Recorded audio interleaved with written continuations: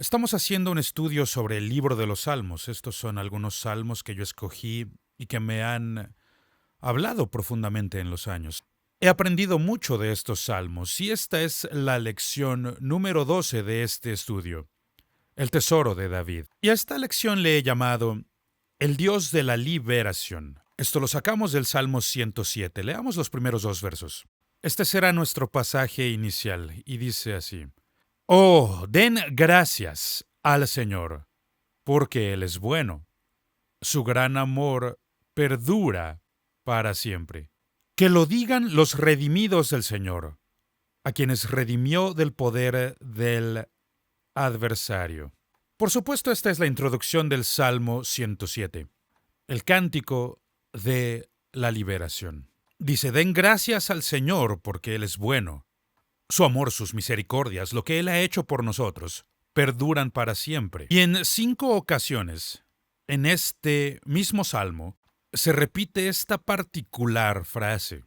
Continuamente se nos está exhortando a alabar a Dios porque sus misericordias son eternas. Luego dice el verso 2, díganlo los redimidos del Señor, a quienes redimió de las manos del adversario. En pocas palabras, es nuestra responsabilidad como redimidos contarle a otros, contarle al mundo, que puedan saber que Dios es un buen Dios. Y eso lo vemos repetido en este salmo una y otra vez, que debemos unirnos junto con toda la creación, alabando a Dios por su misericordia, por su bondad para con nosotros. Por eso únete al cántico, únete al coro y alabemos a Dios juntos.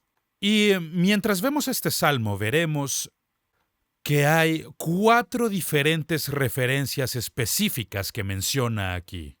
Cosas por las que somos responsables, por las que tenemos que alabar a Dios y decirle a otras personas lo que Él ha hecho por nosotros.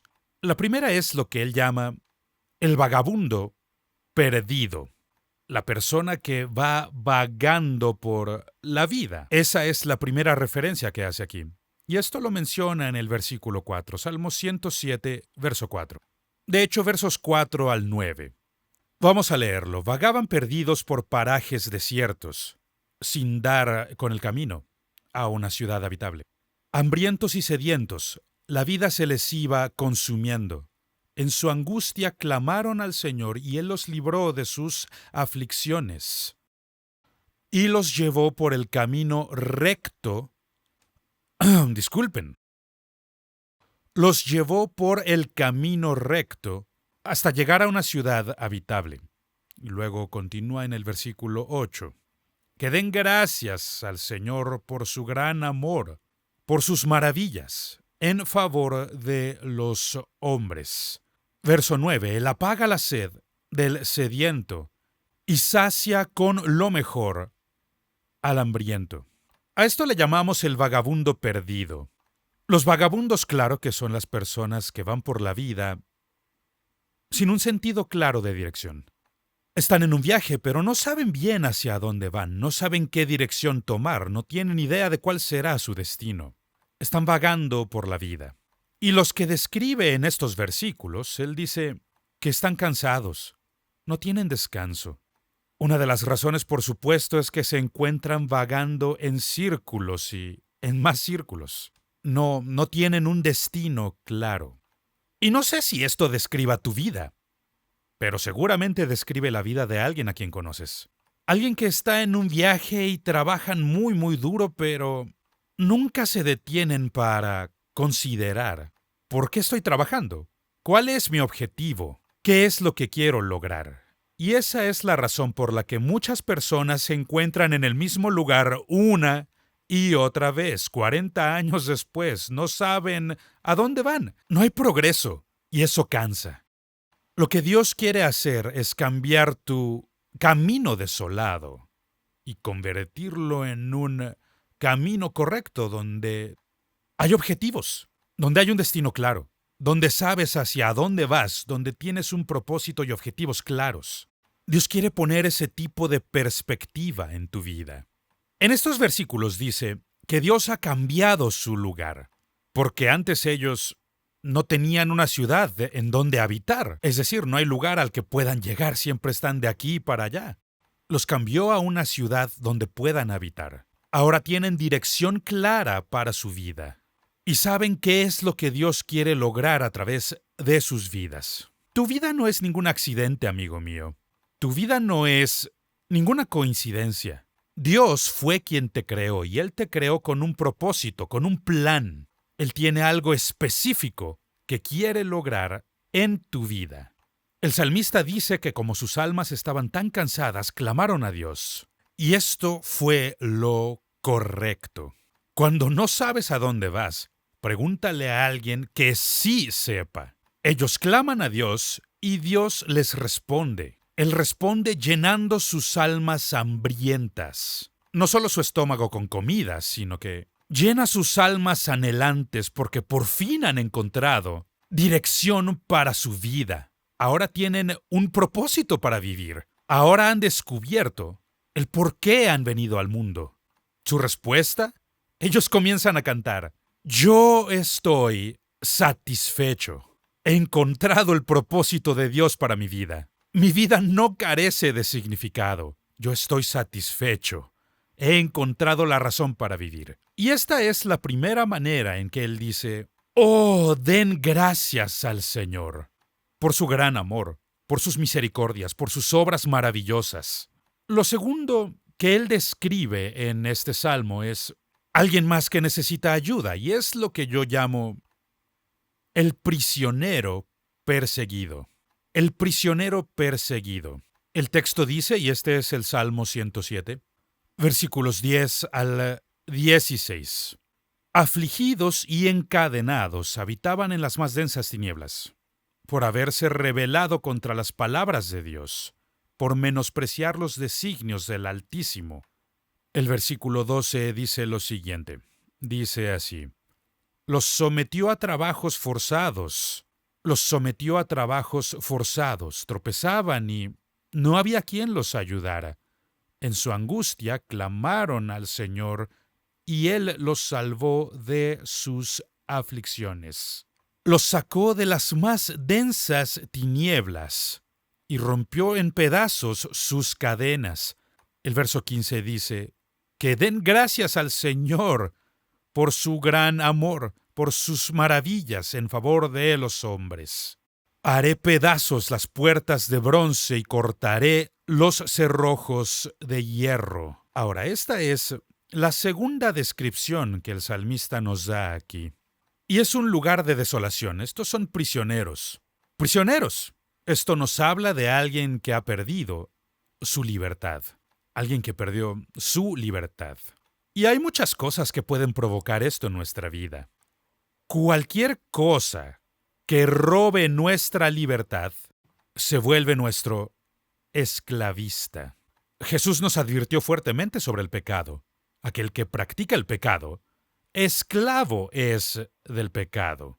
Y cualquier cosa que robe nuestra libertad, y esto puede ser cualquier cosa que sea pecaminosa, puede ser el alcohol, pueden ser las drogas, pueden ser tantas cosas que llevan a la adicción en las personas. La palabra adicción es otra palabra para la relación entre amo y esclavo. Has quedado bajo el control de cualquier cosa que no sea Dios. Y gracias a esto, eres un prisionero. Están ahí sentados en la oscuridad. ¿Y a quiénes escribe aquí? Él dice que alguna vez estuvieron sentados en la oscuridad, pero ahora han sido traídos a la luz. Eso quiere decir que Dios ha traído liberación para ellos. Él les ha sacado de ese lugar oscuro. Estaban atados. Lo que describe aquí son cadenas. Estaban encadenados a la aflicción, pero Dios los ha liberado. Dios ha roto sus cadenas, y eso quiere hacer por nosotros. Dios quiere liberarnos, recordémoslo. Jesús dijo: a quien el Hijo de Dios haya hecho libre, a quien el Hijo ha hecho libre, es verdaderamente libre. Dios ha deshecho estas cadenas de bronce y ha destrozado los barrotes de acero. Es lo que Dios quiere hacer por nosotros. Dios no quiere que seamos prisioneros de nada. No quiere que seamos prisioneros de nadie. Lo que Él quiere es que seamos libres de verdad. y lo que la Biblia describe como sus esclavos por amor, esclavos de amor para Jesús. Nos deleitamos en su amor porque Él es un Dios maravilloso. Él es un buen amo. Él nunca abusará de nosotros ni nos hará ningún mal. Entonces Él nos saca de los lugares oscuros y nos lleva a la luz. Él nos quita de los lugares de ataduras y nos lleva a la libertad. ¿Qué es lo que ocurre? Que ellos comenzaron a cantar. ¿Cuál es su cántico? Están cantando, yo soy libre. A quien el Hijo haga libre, es verdaderamente libre. Y esta es la segunda categoría que Él describe. ¿Por qué la gente necesita alabar a Dios? Ahora la tercera. La tercera es lo que yo llamo los enfermos moribundos. Aquellos que han sido azotados por una enfermedad incurable. El Salmo 107, versículos 17 al 22, describe a esta persona. Se volvieron necios por sus rebeldías y fueron afligidos por sus iniquidades. ¡Qué palabras tan fuertes! Dice, todo alimento les causaba asco y llegaron a las mismas puertas de la muerte. En su angustia clamaron al Señor y Él los salvó de sus aflicciones. Envió su palabra para sanarlos y así los libró de la fosa o de la destrucción. ¡Oh, que den gracias al Señor por su gran amor, por sus maravillas en favor de los hombres! Que ofrezcan sacrificios de gratitud y jubilosos proclamen sus obras.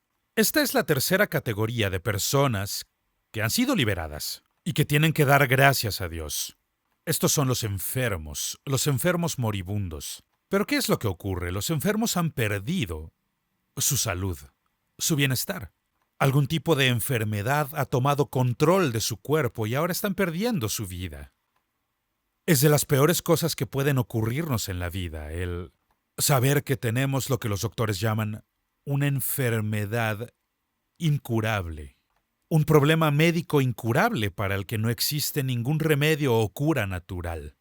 No hay nada que nos pueda liberar de estas cosas. Esto significa la muerte. Y es una de las grandes pruebas de nuestra fe.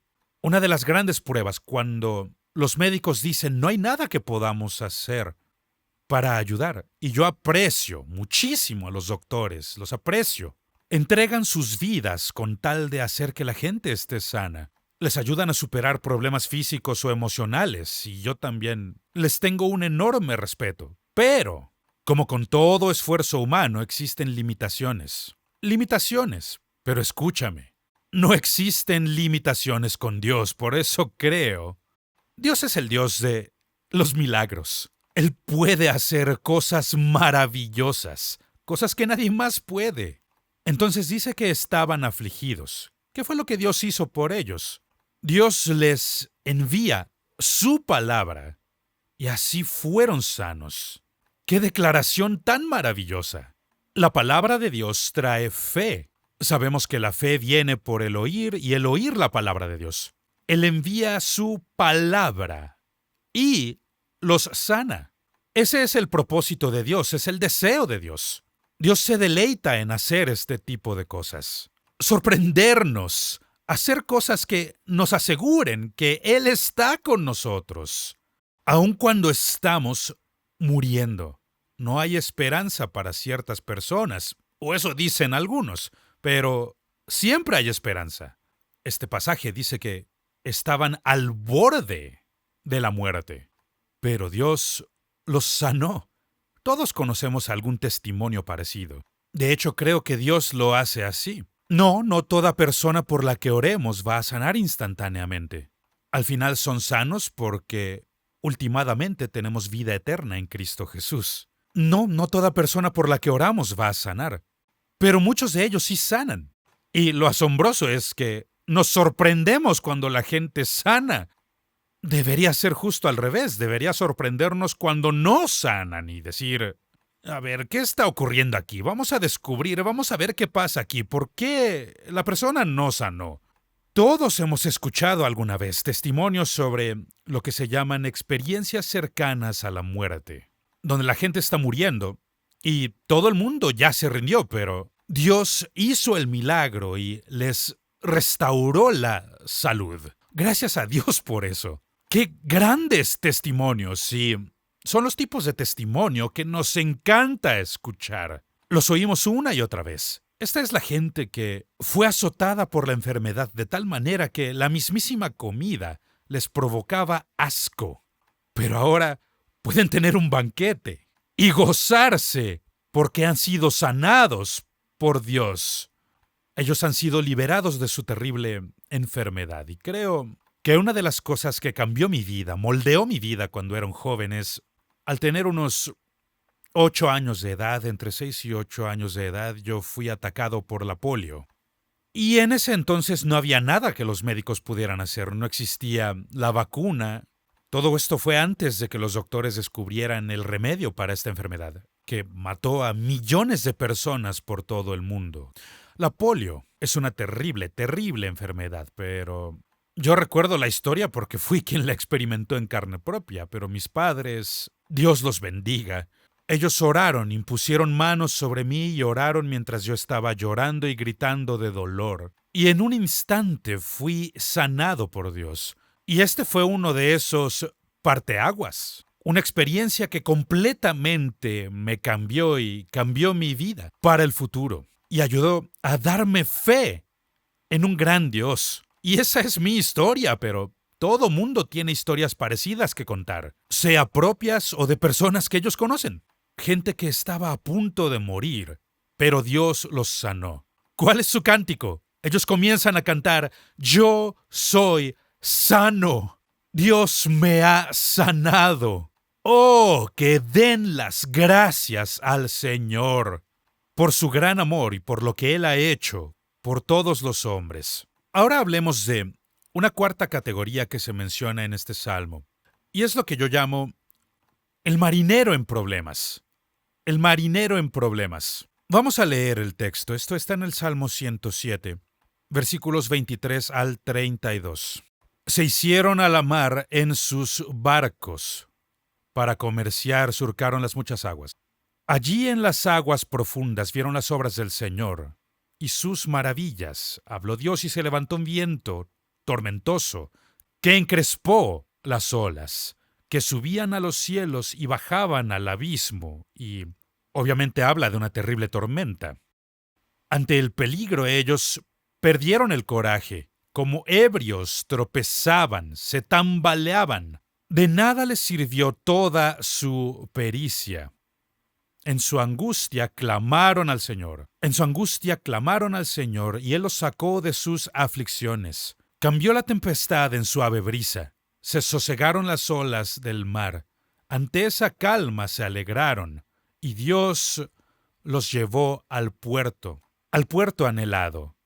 ¡Oh, que den gracias al Señor por su gran amor, por sus maravillas en favor de los hombres! Que lo exalten en la asamblea del pueblo, que lo alaben en el consejo de los líderes. Lo que está describiendo aquí es a un marinero que está atrapado en una tormenta. Y nos está describiendo un barco mercante, un barco de comercio, de negocios. Por supuesto que en esa época, en esos días, los barcos eran importantes para el comercio. Pero hay momentos en el que algún trato de negocios puede convertirse en algo tormentoso. Algo que parecía ser tan bueno y prometedor, de repente es un desastre. Eso es lo que describe aquí. Estos marineros que están haciendo negocios en el mar se ven abrumados por las terribles olas. Las olas son tan poderosas, tan fuertes, y no hay nada que podamos construir que pueda soportar el poder, la fuerza del mar. Las olas tan poderosas que pueden destruir cualquier cosa que el hombre pueda construir. Pero dice aquí que clamaron al Señor y Dios les dio la victoria sobre sus adversidades. Dios es mayor que tu tormenta, amigo mío. Dios es mayor que las tormentas de tu vida. Y lo que Dios quiere hacer, lo que Dios se deleita en hacer, es calmar nuestro mar tormentoso. Y yo no sé qué es lo que estarás enfrentando en tu vida. No sé cuáles serán tus tormentas, tus problemas o tempestades. No sé qué carga esté en tu alma. Lo que sí sé es que Dios es un Dios de paz. Y lo que Él ha hecho por millones de personas, le encantaría hacerlo por ti. Dios se encantará en librarte, sacarte de tu tormenta, sacarte de esa terrible tempestad que esté azotando en tu vida. Dios quiere librarte de todo esto. Dice que su alma se derritió en su interior, perdieron el coraje, se vieron abrumados. Estos pobres no tenían ningún poder para resistir. Perdieron ya todo el coraje. Pero Dios les responde calmando la tormenta en su vida. Todos nosotros tarde o temprano enfrentaremos la tormenta. Van a existir tempestades que vengan sobre nuestra vida. Pero Dios es un buen Dios. Y Dios se deleita en hacer cosas grandes por aquellos que claman a Él, quienes le buscan. Por eso si nosotros volteamos a Dios en nuestra angustia, descubriremos que este buen Dios traerá paz a nosotros. Nos dará paz. Por eso Él calma la tormenta que está sobre ellos. Y en estos versículos dice que de nada les sirvió su pericia. ¿Eso qué significa? Simplemente significa que ellos no tienen la más mínima idea de qué hacer. No existe solución inmediata para sus problemas. Y simplemente se les han agotado las respuestas. No tienen idea de qué hacer. Ven en todas direcciones y no saben hacia dónde ir. De nada les sirvió su pericia. Pero Dios les dio un cántico de liberación. Un cántico de liberación. ¿Cuál es este cántico de liberación? Comenzaron a cantar: yo estoy a salvo. Estoy a salvo de la tormenta. Escúchame, amigo. No solo estamos hablando de los marineros y sus experiencias aquí. Estamos hablando de todos nosotros. Sea que alguna vez hayas puesto un pie en un barco o no. Eso no importa, no estamos hablando de eso aquí. Hablamos de las épocas de tormenta que hay en la vida. Relaciones tormentosas, negocios tormentosos. Las cosas en la vida que se veían tan bien, pero de repente se pusieron feas. Y no sabemos qué hacer. Te daré una pista. La primera cosa que hay que hacer es invocar al Señor, clamar al Señor, y descubrirás que Dios está contigo, justo en medio de tu tormenta. Dios está ahí para ayudarte, y puedes unirte al cántico de los redimidos, y empezar a cantar: estoy a salvo de mi mar tormentoso. Y al final de este salmo, del Salmo 107, versículos 39 hasta el final, concluye con estas palabras: pero si se merman, notemos estas palabras, pero si se merman y son humillados, es por la opresión. Notemos bien estas tres palabras: la opresión, la maldad y la aflicción. Hay tres palabras específicas que menciona en este versículo. Tres cosas que pueden provocar tormentas terribles en la vida. Y estas tres palabras son, número 1, opresión. La opresión es una tormenta terrible. La opresión básicamente viene del abuso de la autoridad. Abuso de autoridad. El diablo siempre intenta tomar el control de nuestra vida porque se deleita en abusar de nosotros. Y una de las grandes dificultades que hemos de atravesar en la vida es cuando alguien que debería estar protegiéndonos se vuelve nuestro perseguidor. De repente se vuelven en nuestra contra y comienzan a atacarnos y a hacer todo lo posible por destruirnos. Es lo que describe en este versículo como opresión. Opresión. Te diré algo, amigo. Dios nos liberará de nuestra opresión. Dios nos hará libres y podremos cantar: yo he sido redimido. La segunda palabra es la maldad o aflicción. La palabra aflicción en el hebreo original significa algo que es malo, que es maligno. Entonces hablamos de una amplia gama de problemas. Estamos hablando de muchos problemas. Es por eso que en varias traducciones diferentes se lee problemas en la vida. Cualquier cosa que sea mala, cualquier cosa que sea maligna en la vida y que nos ataque, es lo que está describiendo aquí. Y él dice: no importa qué sea. Puede ser una cosa pequeña, puede ser una cosa enorme que nos ataque en la vida. No importa qué sea, Dios quiere hacernos libres de la maldad. Quiere darnos victoria aquí. Entonces, la gran tormenta de la opresión y de la aflicción. Y luego está la tercera tormenta, que es aflicción. Opresión, maldad y aflicción. O pena, angustia. Y esta viene de estar llorando por una relación rota. Y esto puede ocurrir de muchas, muchas maneras.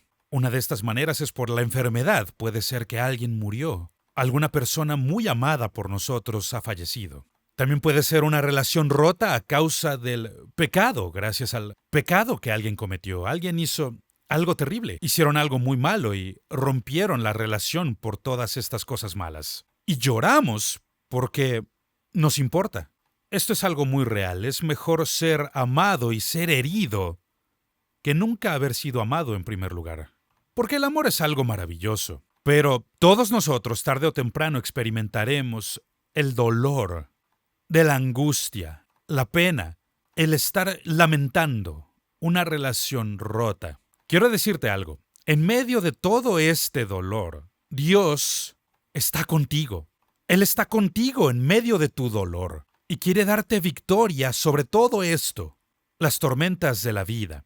Por eso el salmista concluye así, justo como comenzó diciendo: «Oh, den gracias al Señor, porque Él es bueno y porque su gran amor perdura para siempre. Oh, demos gracias por las obras maravillosas que ha hecho».